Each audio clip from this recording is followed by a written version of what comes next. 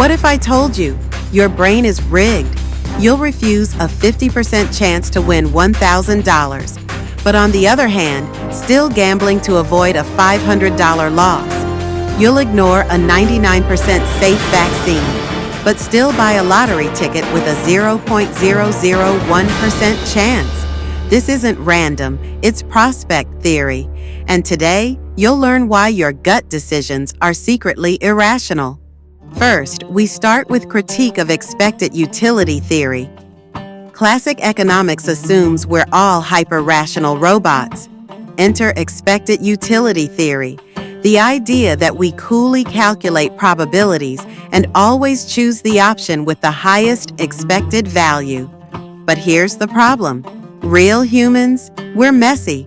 We panic over losses, chase pipe dreams, and twist probabilities like pretzels. Kahnema proved this with game-changing experiments. Let's test you. If you have two options, the first option is take a $900 right now, while the second option is roll a die for a 90% chance of gaining $1,000 and a 10% chance of gaining nothing. Which feels better? Most people pick the sure $900, even though option B's expected value is identical, which is $900 also. This is the certainty effect, in which we overpay for guarantees when gaining. Loss aversion, risk-seeking. Now flip it. Option A is lose $900 for sure. Option B is 90% lose $1,000 and 10% lose $0. Suddenly, people gamble to avoid the sure loss, even though option B is worse on average. This is loss aversion. Losing 100 hurts 2 to 3 times more than gaining 100. Expected utility theory can't explain this irrational flip. Turns out, we're not robots. We're glorified humans with credit cards. Key aspect of prospect theory. First, the certainty effect. Meet the certainty effect. Our brain's obsession with guarantees. Like I have explained before, we pay a premium to avoid uncertainty when gaining, but flip it to losses. Second, possibility and probability effect. Our brain overreacts to tiny chances. For example, a 1% and 0.1% of a big win or loss. Our brains butcher probabilities. We act as if the probability is higher than it really is. A 0.0001% chance to win $1 million feels like maybe I could win. Or a 5% chance to hit jackpot keeps players hooked. Or maybe someone with a startup dream say, we might be the next unicorn, despite 90% failure rates. This is the possibility effect. Why it happens. These are stemming from the mere possibility of a big outcome hijacks our emotions. We focus on it could happen rather than how likely is it. On the other hand, but at high probabilities, we're numb. We underreact to changes in high probabilities. For example, a 90% versus a 95%. We treat almost certain outcomes as identical, even when they're not. A vaccine's effectiveness going from 90% to 95% feels insignificant, even though it's 50% fewer deaths.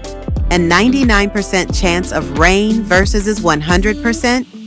Most prepare the same way. This is the probability effect. We overreact to tiny chances, lotteries, and underreact to near certainties, climate change. Why it happens? Because our brains round high probabilities to certainty and low ones to impossible. Hence, our brains simplify almost sure things to reduce mental effort. And this is caused by diminishing sensitivity. Going from 0% to 5% feels bigger than 90% to 95%. Third, probabilistic insurance. For instance, we have Alex and the bike insurance problem. Alex owns a $10,000 bicycle. There's a 1% chance it might get stolen this year. Imagine two insurance options. Option 1, normal insurance. Cost, $100 per year. Coverage, if stolen, you get $10,000 guaranteed. Option 2, probabilistic insurance. Cost, $10 per year. Coverage, if stolen, 99% chance you get $10,000. Logically, they're nearly the same. First, without any insurance, there is 1% chance to lose $10,000. But with normal insurance, you pay $100 to completely avoid the $10,000 expected loss. Hence, it has net result of $100 cost with 0 risk. While for probabilistic insurance with paying $10 per year, you still have a tiny risk. 1% chance of theft times 1% chance claim fails will resulting 0.01% chance of losing $10,000. This equals to 1 of expected loss because 10,000 times 0.0001 equals to 1. Hence, it has net result of 10 premium plus 1 expected loss equals to $11 total. Even though probabilistic insurance costs $89 less, resulted from 100 minus 11, most people refuse it because that tiny 1% chance of getting nothing feels scary. We hate uncertainty more than we care about saving money. In reality, this phenomena always happens. Like when you pay extra for guaranteed delivery, even though regular delivery is 99% reliable. You buy brand name medicine even though generic is 99.9% identical. Our brains are wired to pay big money just to eliminate tiny uncertainties. Fourth, the isolation effect. The effect that asking why your brain gets tricked by comparisons. For example, if there are 2 identical TVs side by side in a store, would you rather buy TV A, originally $1,000, now become $500? TV B, always priced at $500? They're the same TV, but 80% of people choose TV A. Why? Because of the isolation effect. We focus on differences, not reality. How it works? Your brain isolates the comparison, $1,000 to $500, and ignores the actual cost, $500. This effect explains, buy one, get one 50% off, feels better than just lowering prices. Salary negotiations. A raise from $50,000 to $70,000 feels bigger than starting at $70,000. The perfect duo. Daniel Kahnema and Richard Thaler, the Batman and Robin of behavioral economics. One mapped how our brains trick us, the other used those tricks to fix real-world problems. Thaler said, "If brains are buggy, let's work with it." He showed, we treat money differently based on imaginary labels. Together, they changed the world. Kahnema exposed our bugs. Thaler built the patches. Today, their work shapes policies, markets, and why you'll still overpay for free shipping. Mental accounting. Why your brain can't do money math. Your brain doesn't do math, it does mental arithmetic. And just like a bad calculator, it gets the numbers emotionally wrong every time. Your brain's sneaky trick of treating money differently based on imaginary categories. Richard Thaler proved this changes everything about how we spend. First, segregation versus integration, a multiple gains. If there are 2 bills falling separately into the wallet, you will say, "Found $50 today? Great. Found another $50 tomorrow? Even better."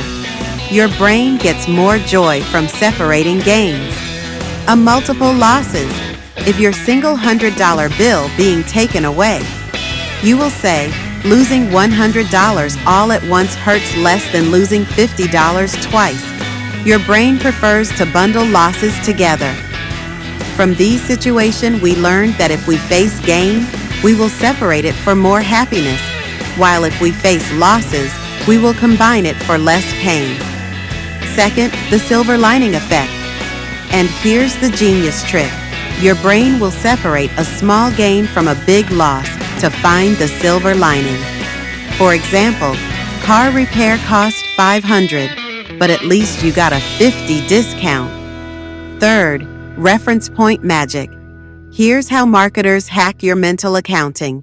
They set low expectations so any outcome feels like a win.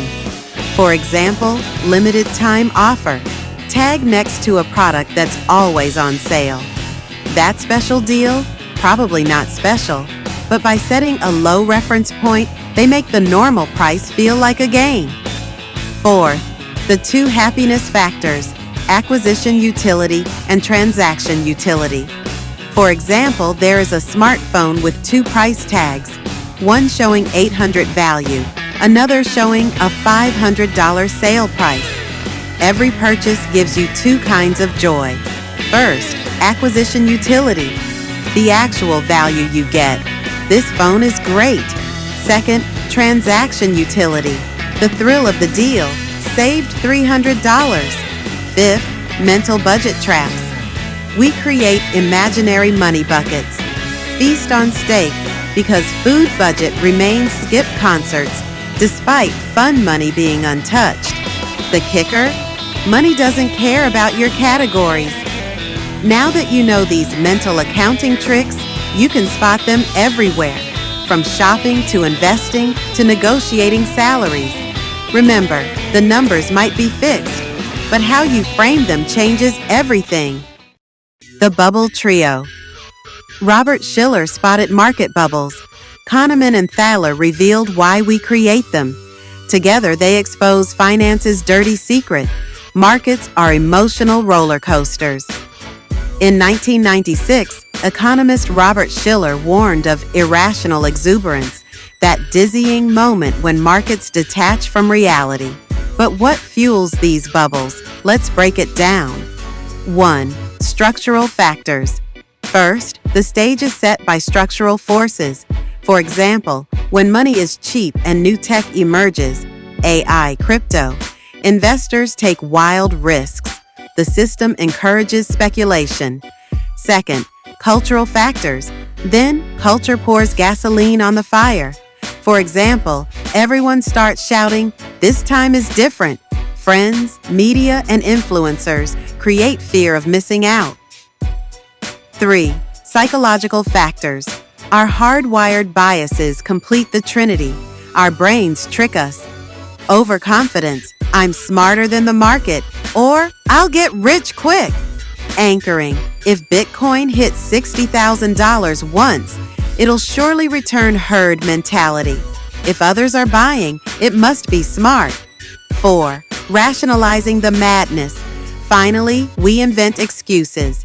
The old rules don't apply. There's infinite demand. You just don't get it. Shiller's lesson? Bubbles aren't accidents. They're predictable collisions of structure, culture, and psychology. The next time someone says, "It's different now," maybe check history first. Shiller connected the dots. Structural greed plus Kahnema's biases plus Thaler's mental accounting equals predictable crises.